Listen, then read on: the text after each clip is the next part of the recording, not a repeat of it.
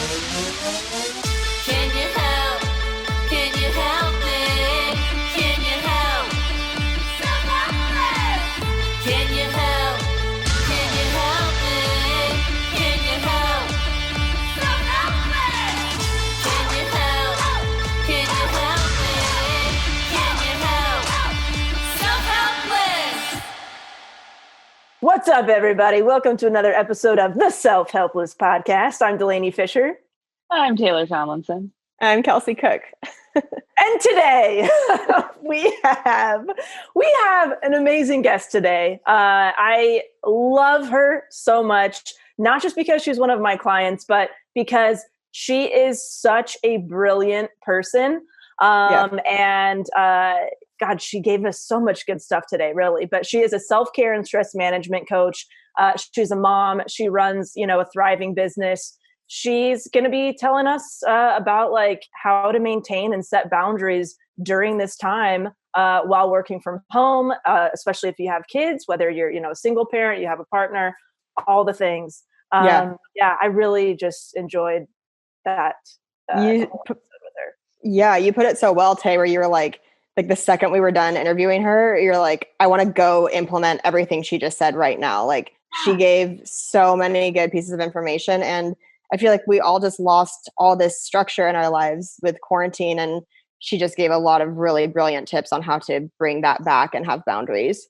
Yeah, she amazes me because she's like somebody who can run her business, take care of her kids, maintain her self-care. And she's very open about doing it imperfectly, but she is able to do all of those things. And that's something I am for sure striving for, just to be able to, all right, this is the boundaries I have for my business. This is the boundaries I have with friends, family, my partner. These are the boundaries I have with my self-care. And I think she just manages all that beautifully. And I get why she's such a successful, stress management and self-care coach because of it. Yeah. Did we say her name yet? Did we say Justine Stones? Justine Stones! Oh my God! Justine Sones, everybody. Justine. This is why I don't do Everyone's like, who is it? Yeah. It's me. It's Delaney Fish. It's Delaney. You just pop up with a funny hat on or something. Oh, yes. So without further ado, please enjoy Justine Stones, everyone. You guys, I'm so excited about today's guest. She is an incredible self-care and stress management coach. She is one of my wonderful creative consulting clients, and she is such a great writer. You need to read every written piece of content that she comes out with. Read her blog. It is so good. Welcome, Justine Sones, everybody. Yay. Oh, my goodness. Thank you for having me here. Oh, yes. Yeah. So glad that you're here. And we're going to be talking about setting boundaries during quarantine, which Justine is an expert in boundary setting. So perfect topic for what's happening in the world right now. So Justine, would you like to tell us a little bit about yourself and your background? Oh, I would love to. So I am a slightly sarcastic first and foremost. I identify with that more so than being a mom and a wife and a dog mom, even though I am also those things. My background is actually in massage therapy. So that's what I did. I did high school, a year of university. I was like, this is not my deal. I just want to touch people all day. So became a massage therapist. And then I moved out west a while back. And since moving out here, I kind of started working more in the digital realm. I started as a virtual assistant, became an online business manager. And then after having kids, really evolved into this kind of business coaching and consulting role. So have been doing that for a few years, loving it. And then more recently started to really niche down the conversation on self-care and stress management. And setting healthy boundaries, because as part of my postpartum experience, I had a mental breakdown, a loving mental breakdown, hashtag. Yeah. And it forced me to really re-examine what I thought were healthy boundaries and set up ones that could adapt to life with kids and going forward. So once this, quarantine pandemic hit, I kind of found myself in a similar state as when my boundaries kind of collapsed postpartum. But I was more equipped to kind of deal with it. So yeah, it's like this healthcare background kind of fell into this like strategy and coaching side of things, and has now really evolved organically into this like writing and coaching people about managing their stress. Oh, Yeah. Wow, that's so And- cool. So Yeah, cool. it's like because I suck at it, I am very certified to tell people how to do it. What's so great about Justine is that she runs a successful business. She has kids. She works from home. She has like it could be the perfect storm of constantly having no boundaries. And like you've been forced to set boundaries because you're doing all of these things at once in this environment that, you know, can be so easy to just kind of like lose your shit and lose everything. So like, can you tell us like why setting boundaries are so important? Like, what does that do for people to set boundaries? So I think that one of the most important things that boundaries does is it creates space. So they either allow you to hold space for somebody else's energy and needs, or they allow you to create space for your own needs. And so what healthy boundaries do, I think, is really nicely ride that tension between being mutually beneficial. What tends to happen, especially among women, because we're kind of wired to be people pleasers and to try and be nice, we're a lot more likely to compromise our boundaries for other people. But now when we don't have space to heal, then you break. Right. Yes. So why I'm so passionate about boundaries is that I found that, we're all kind of pushing ourselves so hard to try and make everybody else happy at the cost of ourselves. And instead of, taking a rest day after a heavy workout so that you can build stronger muscles, we're just like running towards empty chronically. And so when we can create that space, it allows us to, emotionally regulate, heal, like repair any damage that we might have done to relationships when we were reactive. I think that answers why I care about boundaries, so that we can like love ourselves and others. Yeah, absolutely. definitely. I think it's fascinating because you got to this place because, we've talked a lot, Justine, now that once you first had kids, that was like a whole new boundary setting between, all right, taking care of the kids, running your own business, working from home, all that.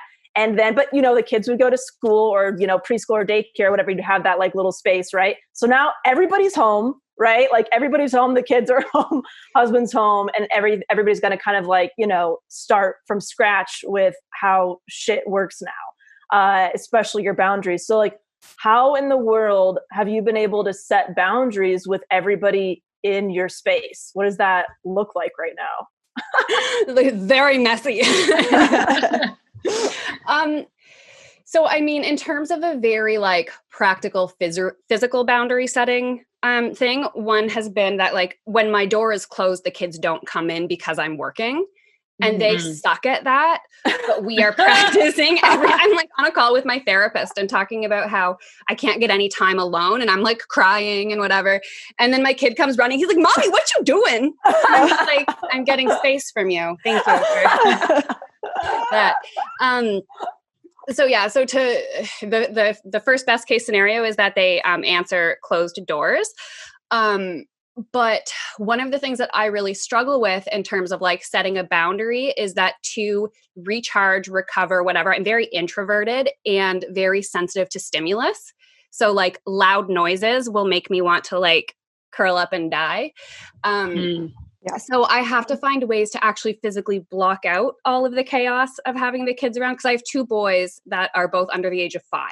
So they are just like balls of energy, catapult into corners. Like it's ridiculous. So I actually created this like sensory deprivation room upstairs where like I put in a room or like a room darkening curtain in front of a place that has no windows, and I filled it with pillows and I put glow in the dark stars on the top. Oh my God, I love it. Got a new project.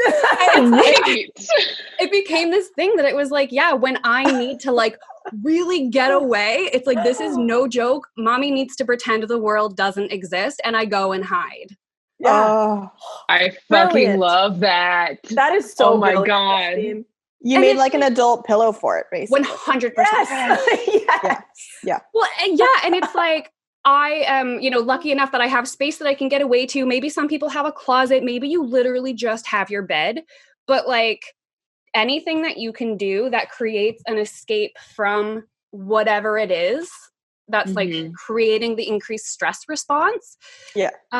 Because I find when there's a lot of that stimulus, it's like I can feel my heart rate increasing, my muscles get tense, and it's like this inability to think rationally starts to set in. So I actually have to have quiet to hear what I'm thinking and feeling so that I can have an appropriate reaction. Yeah, that makes sense. And it's actually something that I found with massage therapy as a like how this all ties in. People often think of massage therapy just as the touch feels good, but what it is actually physically disrupting the increased stress response. So it's like making your nervous system calm down. And that's when people would, again, kind of have these like mental and emotional breakthroughs where it's like they could hear themselves think for the first time. Yeah.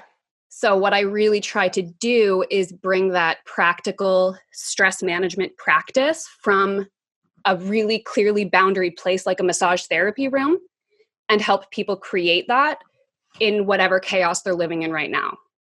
Oh, I so badly want to make one. Half my closet is just going to be covered in beautiful things. It's my favorite thing.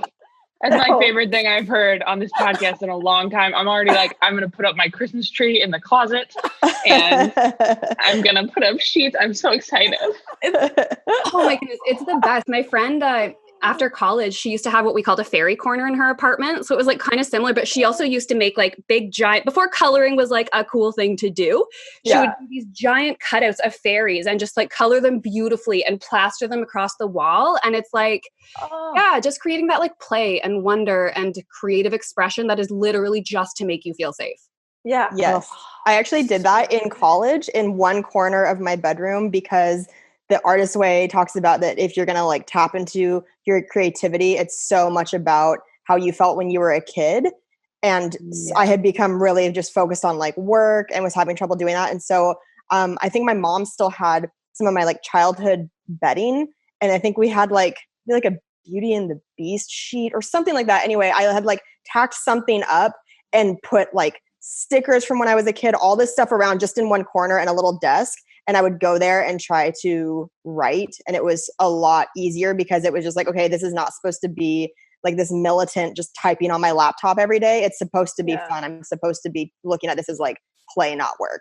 And it was really nice. I love that. Exactly. Yeah. I try to make my workspace feel a little bit fun. You know, it's like, I like a pretty candle next to it and some, you know, like cute looking things, just, you know, still very minimal, but just to make me feel like I'm living my best life while I'm getting shit done, you know? It allows you to do that gear shifting too, which like when those boundaries between like work and life, for example, become really blurry, it's nice to have something that helps you, just like switch gears to get your brain in the right place.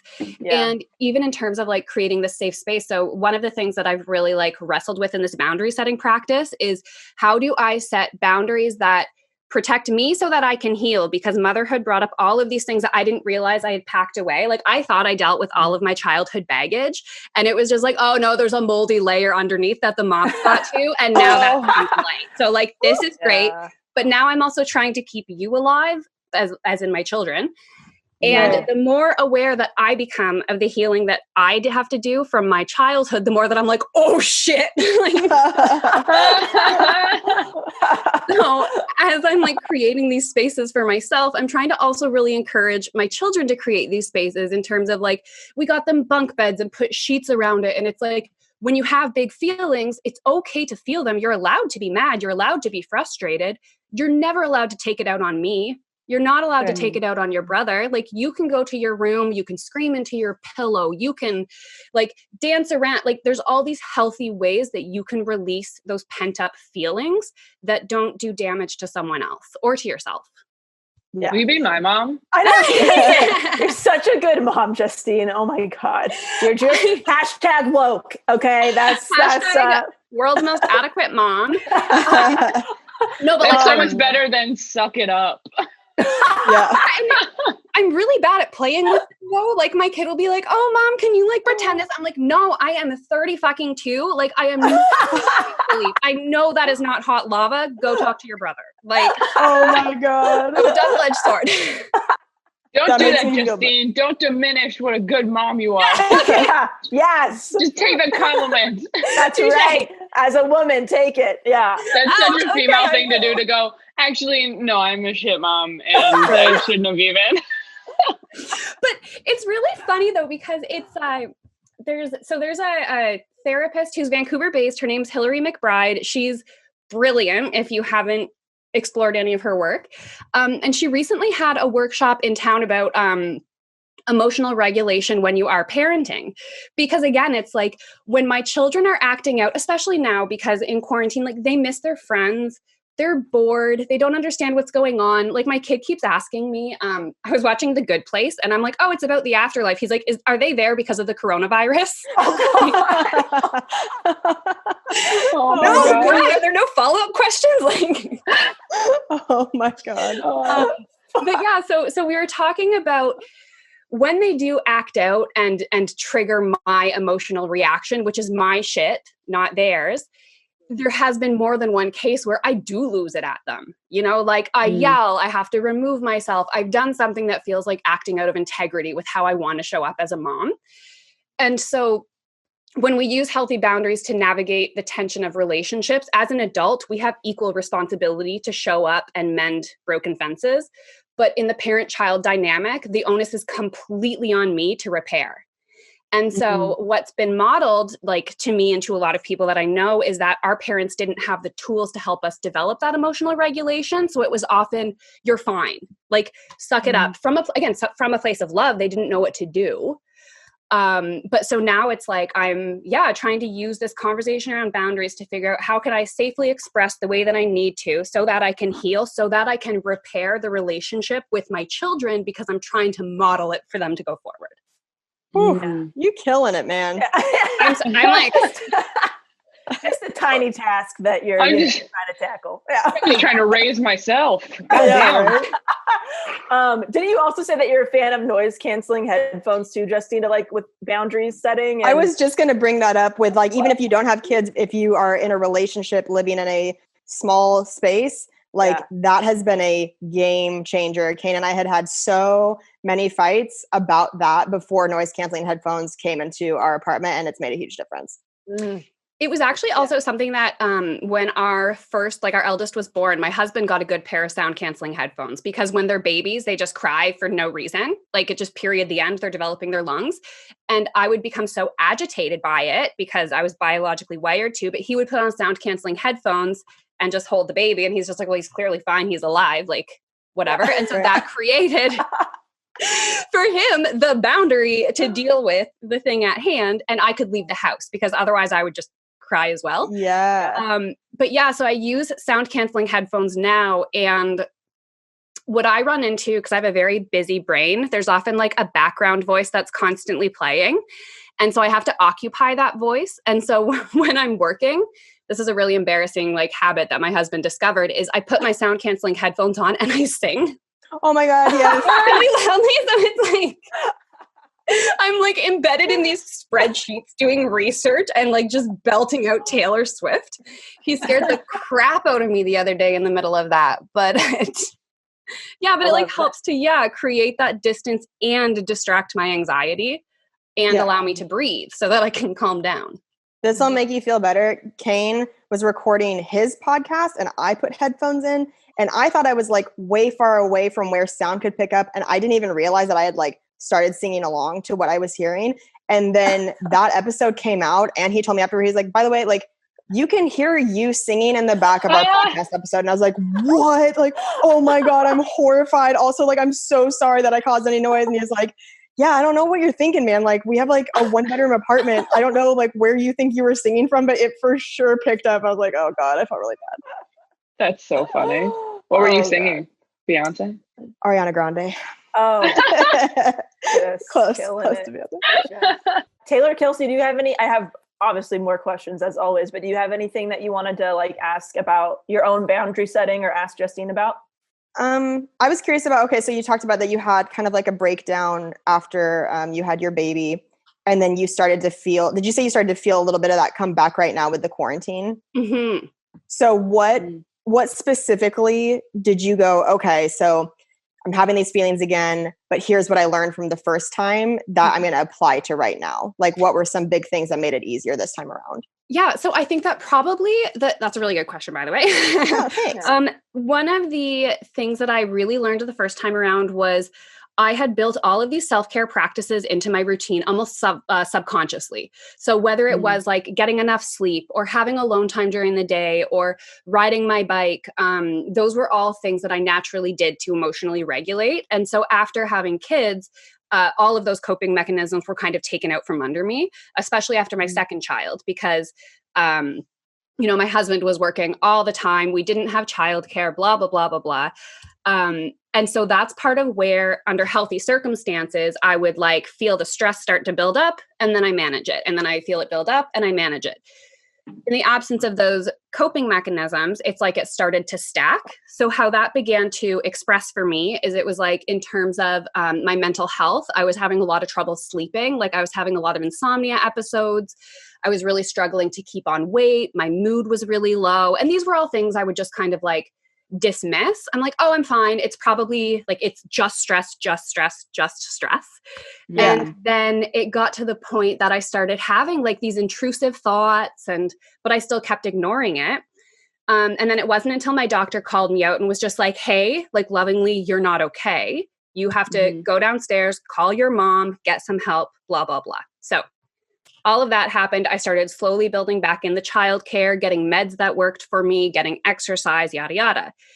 So now this time around, all of that stuff has been removed again. And what I started to notice was that my mood had started dropping significantly, where it was like, I also sprained my foot, by the way. Oh, I'm so sorry. Sucks. So I was going for walks, but then in the wake of that, it was like I would be laying down on the couch and feel like I was unable to get up. Like not normal tiredness where your brain can say, hey, get up, but like wearing thousands of pounds. And I would lay there, and I share this from like a very proactively healing place. Like I'm in active conversation with my therapist, with my doctor, with my partner, all of the things. But yeah, so one warning sign was like not being able to get out of bed. I was going to bed at 8:00 at night. And then I started with these almost like passively intrusive thoughts where, again, it wasn't like active suicidal ideation, but almost passively, where it's like, it would just be nice to not exist. Or so the way that those kinds of things stacked, I was like, that's a red flag. I need to talk to my doctor. Yeah. So that was the initial instigating thing on my end. And then after talking to him, we did these assessments to check in with my mental health. And it was like, yeah, you're right. And we do need to, adjust your medication accordingly until your other coping mechanisms are back in your life. Oh, kind of like shift balance into, And that's the way that I really understand those like stress management techniques is that we have arsenals of tools that are available to us at varying degrees at different times. So when I can really like before this had happened, we were starting to talk about decreasing my meds, which was a big deal because I've been on them for like, I think it took 2 years to land on something that really worked. So it felt like it was going to be a really big step forward to dial that back. But now we had to reevaluate and say, actually, we have to go in the other direction for now. Yeah. And so, does that answer the question? Yeah, totally. Yeah. Yeah. It's great. Oh my gosh. I relate to that so much. That's how I've been feeling lately too, is that, you have these feelings of anxiety and depression normally when things are, business as usual. And now you're feeling them and in new different ways that you didn't expect. And you're right. Your arsenal of tools is like not there anymore. I mean, gyms are closed and you can't leave your apartment really unless it's to go for a walk, depending on where you are in the world. And I completely relate to that so hard. And it's been very interesting trying to find either different ways to develop those coping mechanisms or a version of them within this very special situation of like self-isolating and self-quarantining or developing new ones for the time being. By the way, I'm so sorry. Can you guys hear my cat? I hear something. I'm so sorry. This is like this is what happens. This is karma from me singing in the background of Canes. I'm sorry. If she gets too loud, let me know. I just didn't want to like interrupt anybody, but she is very, very loud right now. Okay. No, It's quite funny. I was on like Voxer, which is like a walkie-talkie app that I used to talk with a lot of my friends on the internet. And one of my friends was sending a message. She's like, "Can you hear my baby? She's crying. She's calling for me. I'm hiding from her right now. I don't think the cry is that bad yet." And we're all just like, "That's right, you hide." That is a boundary you've set with your baby. Right. That's right. Right now, it's not a healthy boundary to ignore your child forever. That is neglect. But for now, you can ignore your child for 10 minutes if that's what it takes to get your shit together. Right. That's right. I love, when you've done so much work on yourself, Justine, and I feel like, myself, Taylor and Kelsey, like this is what the show is about, is just like trying to, get in touch with our true selves, and we're always trying to improve and, become better, whatever.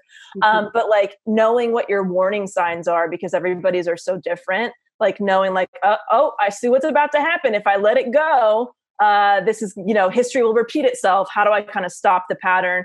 And I love the fact that you're like, well, I know that I need to contact my, my therapist or my doctor. I need to talk to my partner. I love that. It's like you have, I was on a call with somebody recently and I said something like, I'm trying to put together my anti-spiral toolkit right now, where it's like, okay, when I feel like I'm spiraling, what can I look to and grab, and like what can help me kind of feel like a little more structured or all that stuff. But I've personally, I've upped my therapy during this time as well. I've upped my self-care in a lot of ways where I wasn't doing it as much, Mm-hmm. things are business as usual. And I think that's just so important. It's like, it's never just kind of set and you're done. Like, okay, this is my routine now, I'm good. It's like always an ebb and flow with what's going on. And I think that's like important to know. Like, it's not really, it's gotta be fluid. Yeah. And as much as I think that we all love the idea, the dream that like, we're going to be out of this in 2 weeks. The reality is like, A, we're probably not. And B, this is probably going to kind of happen in waves. Not just now, but in the future. Like we've seen whatever's emerging in the wake of the world coming to an end, if you want to be a fatalist. But it's like, as much as we have to establish this like pandemic readiness on a government level, let's say like at the farthest reach of your influence, we also have to be able to set up these like pandemic mental health toolkits that it's like the next time that this happens, or like, just getting really familiar with like, what are my symptoms in a flare? What does it look like when I am healthy? And then being able to adjust to the way that you're showing up relative to that. Yeah, definitely. Did you guys have anything, Taylor, Kelsey? Tay, did you have something? Oh, no, sorry. Other than just asking how to start the adoption process, it's fine. That's right. I was going to say, I know that, there's a lot of single parents out there right now who are probably struggling with boundary setting, having the kids home while probably, maintaining a job and all that stuff. And I know that, your husband's home with you right now, but is there anything that you can kind of offer people who feel like they're doing it all on their own and they don't have a partner to kind of like co-parent with or tag team schedules with? And I'm sure you've experienced this a little bit, just, if your husband's at work and you're home with the kids while you're working and stuff, like what kind of stuff did you do in order to be like, okay, they're good, but I also need to step away and somehow make sure they're okay somehow? Like, how do you do that? Like, so when my kids were younger, it would be things like, I had to decide like the most important thing is that they are physically safe. So like at the ages that they are, if I look around, can anybody get a knife? No. Like, can anyone access anything poisonous? No. Can I put the younger baby into a pack and play and just like have that available to me?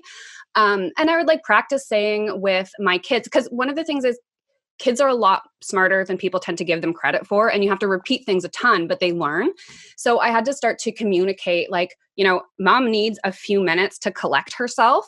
I need you to wait here. And so it's like, even if you are a single parent alone with the kids, like as I often felt when my husband was working all the time, you aren't alone. It's still you and the child. So it's like the most important thing is that you are both physically safe. And so look around. Did you do the things to make sure your child is physically safe? Okay, communicate. I need to take a break. I'm going to come back so that they're clear on the expectation on the other side. Right. Do the thing and then follow through. And so it's like, even if, if the child is old enough that they can follow you, they might bang on the door and then you do the sound canceling headphones for a few minutes. Like, there's ways that you can kind of build in those layers of assuring yourself that you're still doing the most important thing, because the voice in your head that starts to play the guilt and the shame and the, like you're ignoring your kid, so you're a bad mom. None of that's an actual physical threat, but that's what your body's responding to in the moment. So to be able to remove yourself and say, like, this is looked after, and now I can look after myself, that's always an option to do. But yeah, the big thing being that, like, you aren't alone in it. Your child's there, and the responsibility is to repair the relationship there so that they know they didn't do anything wrong. Right. Well, and even if you don't have kids, I know that we've talked before in the podcast about sometimes being put into like a caretaker role with a parent or somebody in your family, and how important establishing those boundaries are. You mentioned at the beginning kind of like that space to take care of yourself, but that also gives space to be compassionate to the people that you love. So if your boundaries keep getting compromised and you aren't able to like have that time to recharge, you're not going to have anything to give to that person to be able to take care of them. So that's a hard thing also to learn when sometimes family members start getting to an age where you have to encounter that for the first time. Yes. Amen. Justine, you want to share like your 4 R's concept? I fucking love this so much. Oh, yeah. So Delaney was helping me come up with this framework that I was going to do for a workshop that ended up getting COVID canceled. RIP. COVID canceled. But hashtag COVID canceled. Yeah. I was working on this like 4R framework of boundary setting, with the idea being that you have 2 sides of this spectrum. One is the like healthy expression and one is unhealthy expression. So when your self-care has been so compromised that you are completely running on empty, like loving mental breakdown mode, that's retreat. And I look at retreat not in terms of like spa, like bougie indulgence, whatever, but like you are an animal licking your wounds. Like you have to escape from whatever is doing the damage so that it doesn't kill you and you don't bleed out, Yeah. And so it's in that we go to like, just like creating that space to just hear yourself think. And then when you're kind of out of that first R into the next one, that's when you're in the recovery mode. And that's the kind of realm that you'll exist in on the day-to-day when you're healthy. Okay. So if you're like at stasis here in the middle, anytime that you feel your energy get depleted, you go into recovery mode. It's like, oh, I need a walk. I need a funny movie. I need a hot shower, whatever. Yeah.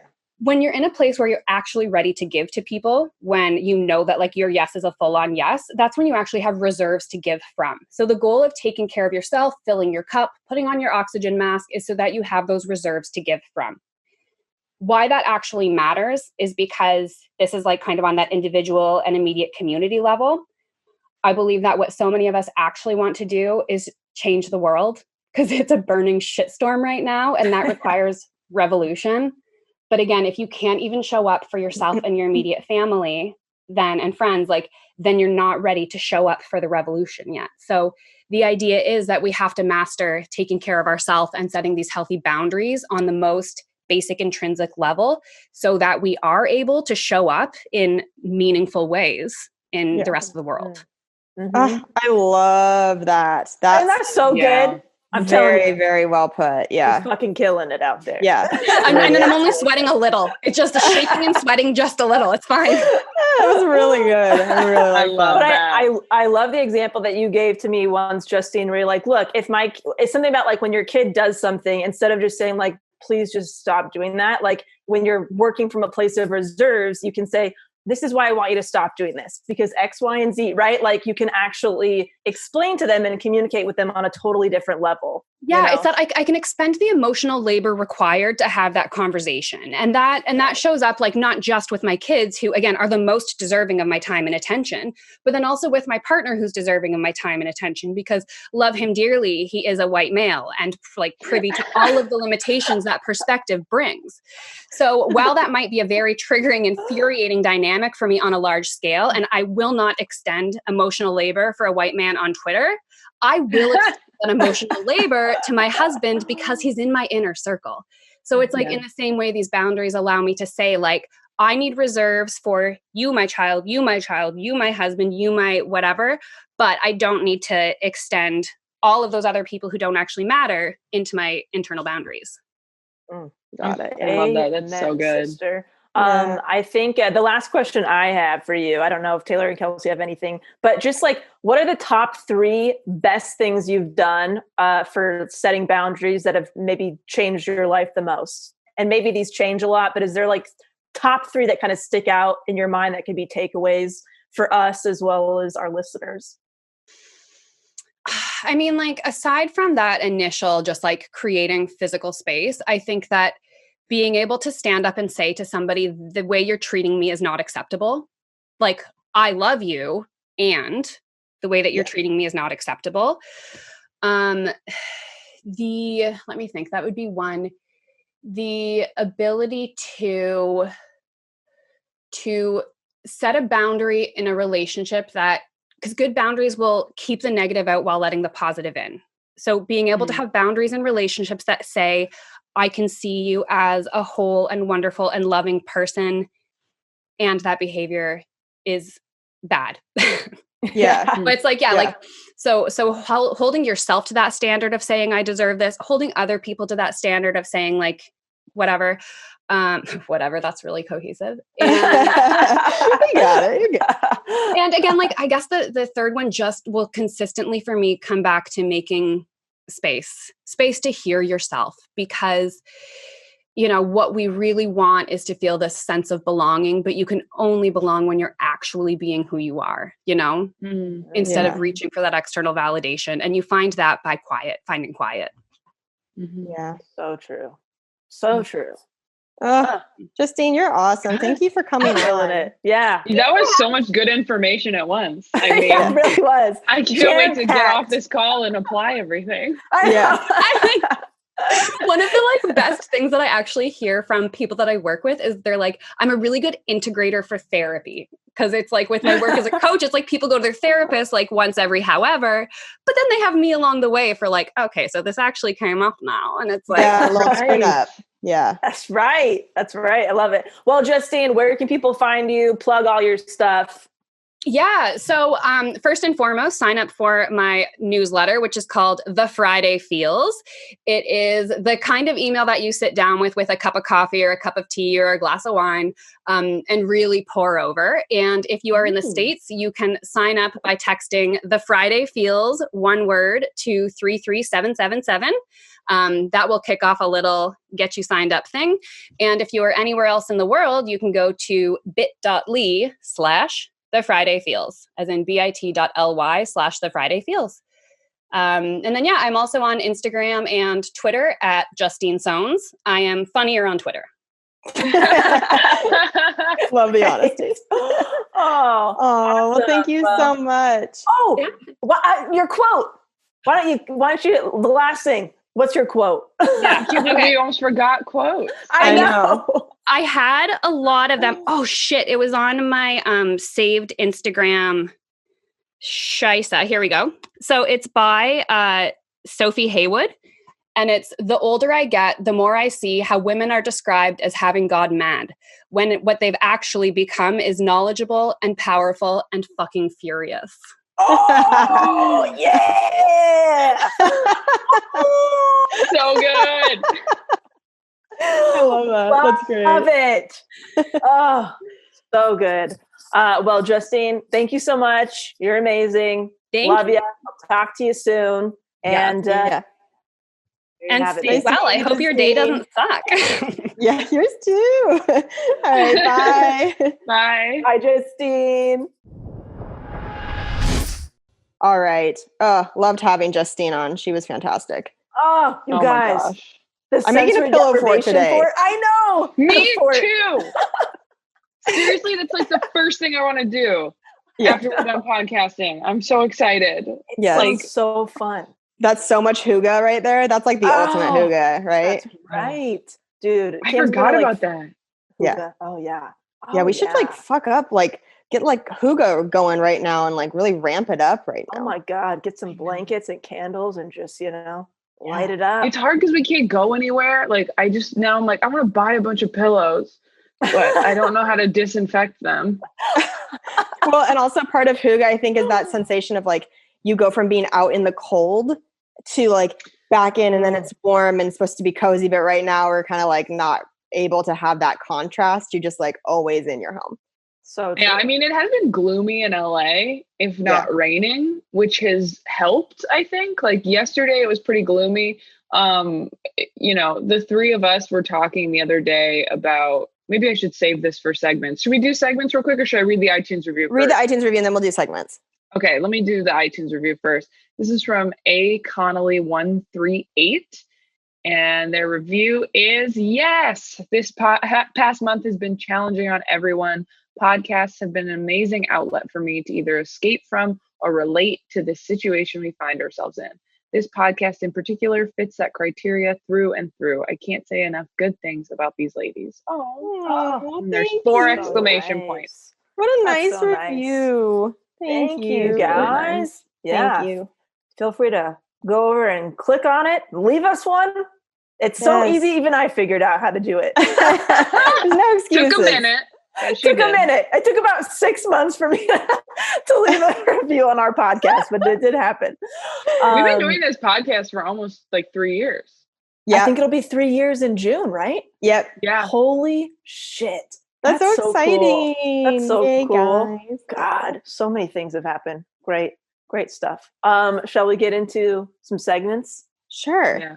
Let's do it. What you got? I have a treat yourself based on, I don't think we had this talk on the podcast. I think we had it outside when we were standing in the road very far apart from each other, trying to socialize in this new normal about how we need to give ourselves days off, even under quarantine, because we are working. I mean, it's not what we're used to. I mean, Delaney, it is what you're used to, but Kelsey and I in particular, like we're used to traveling and going up at night to do shows, and it's been very weird and a shock to the system, and it's very easy to like get depressed and anxious, especially when you're like every day you wake up like, okay, shit, how do I stay relevant and productive today so I don't get depressed, and how do I do that, and how I didn't get anything done today.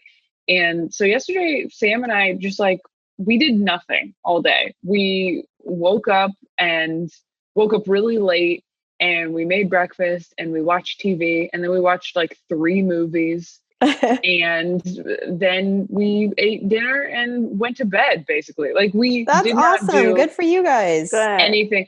It's crazy how I did not realize how stressed I was. And I'm sure it's part of why I was having like issues with my back this week. I was so stressed. And part of it is just, I've never posted this much. I've never needed to, like kind of create my own, like you said, structure and routine and opportunities, really. Like that's kind of where we're all at, where we have to create our own opportunities and stay relevant and busy. And it was really weighing on me. And yesterday, just taking a day to not look at my phone even really that much, I feel so much better today. It's crazy. That's great. Yeah. You and Kelsey, I mean, you guys are probably in this weird space where like, even though you're not flying around the country and all that stuff, it's like you probably part of you feels like you're like resting and not doing a whole lot, but you're still working every single day, both of you. So it's like just taking a full day, a full weekend away from that is huge, because you don't realize how much you're really doing until you like step away. Like shit, even though you have been staying inside, you guys have still been having freaking calls with your team and like posting shit and creating content, and like you guys have freaking booked schedules still, even though we're all at home. And so I think it's easy to like tell yourself like, oh, I'm not even doing much because I'm not flying, I'm not, transporting, I'm not on stage, I'm not doing all these things. But dude, you guys are still busy. Right. Yeah. So you still need that time. For sure. Also, we're doing things that we're not used to doing. I mean, Kelsey, I don't know if you feel like this too, but it's like, why am I spending so much of every day figuring out how to work Zoom and Squadcast and all these different websites and apps that we've never had to use before, figuring out different ways to be on social media and post things that people are going to want to look at and interact with, and doing, auditions for things maybe we wouldn't normally. I've done like several voiceover auditions in quarantine that I probably would have passed on before this. So it's like, Yeah. you know, you're reinventing yourself a little bit because you don't know how long it's going to be that you have to be reinvented. For sure. Yeah, I guess that's my good shit is that I did my makeup video and it went on YouTube today. Yay! And I had such a good time doing it. It really was like not stressful. It was relaxing, and I say in the beginning of it, it wasn't like really an instructional makeup tutorial this time. It was more just like it's what they call like a chit chat, get ready with me on YouTube, where it's almost like a solo podcast. So for like 15 minutes, I just like talked about kind of TV shows I've been watching and stuff that was going on in my life as I did my makeup. So it's kind of like, hey, if you also want to do your makeup at the same time as me and get ready with me, if you're a dude, you want to shave your face, whatever the fuck, like just come, you know, you can put this on and hang out and we'll just like talk in the comments type of a thing. So yeah, it went up today and I'm just like happy that I did it, because that's part of this time right now. I was like, okay, well, you can't do the thing that you usually do. And so start doing other stuff you love and making it like adjacent to your career. Yeah. Mm-hmm. So yeah, that's my good shit. Great. It's on YouTube. You guys can go look it up. My channel's Kelsey Cook Comedy. If you search that, it should come up. Love it. I guess my good shit is I got myself, I think a lot of people who have listened to, you know, several episodes recently, I've been wanting to get myself a pair of just like slip on, no laces, walking / jogging shoes. And I did. That's what I got myself for my 30th Dream birthday. big, Delaney. Yeah, wow. I got myself, happy birthday to me. I bought myself a pair of bright red, just slip-on shoes because the biggest part of my day-to-day is like I'm constantly trying to trick myself into taking better care of myself. Like I've just kind of accepted the fact that my go-to is not really, you know, always self-care. And so I figured, well, if I can get something that's easy, you know, to put on my feet real quick, that will, when I'm outside walking Maverick or something, will like encourage me to actually go for a little jog with them or something, instead of like just putting my flip-flops on because that's easy and near the door. That will be a way where I'm like, okay, that will probably promote a little bit more movement in my day. So For sure. that's what I got myself, guys. That was my birthday Love gift. it. This is big that Delaney purchased something new. This is massive. I know. I mean, That's true. yes, it's from the vegan Skechers line that they have. It's super cute. I'll have to post a picture of them. They're quite Nice. adorable, very comfortable, like walking on clouds. Hell yeah. Yeah. All right. Mhm. Well, I think that's it for today, guys. But thanks for listening as always. Yeah. we love you. guys. Stay safe. We love you. Stay safe. Yeah. We'll talk to you guys in a few days. Yeah. Join Patreon. Join Patreon. Yeah. Bye, guys. Thank you guys so much for listening to Self-Helpless. We love you guys so much. There are a few different ways you can support our show. You can leave us a 5-star rating and review on iTunes. It really helps us move up the charts. You can also tell a friend about the show, post it on social media, and you can join our Patreon. It's where you can get bonus episodes from us and lots of really fun content and ways to interact with the show. That's at patreon.com/selfhelpless. And if you go to selfhelplesspodcast.com, that's where you can get links to all of our individual stuff. Delaney, where can people find you? You can find me at DelaneyFisher.com. You can find the online courses there, one-on-one creative consulting, watch my comedy special, and find Dicks by Delaney there. Perfect. Tay, where can people find you? You can find me on ttomcomedy.com for tour dates and links to everything else social media-wise. I am at Taylor Tomlinson on Twitter and Instagram. Perfect. You guys can find me at kelseycook.com for all my tour dates. My Instagram is at kelseycookcomedy. Twitter's at kelseycook. Please be sure to watch my foosball web series on YouTube called Wrists of Fury. I've had Delaney and Taylor on together. It was such a fun episode. And you can download and buy my album Savor It on iTunes, Spotify, anywhere you find comedy albums. We also want to give a shout out to our amazing producer, Lauren Mahoney, and our amazing editor, Emma Erdbrink. We love you guys, and we will talk to you next time. Bye. Can you help?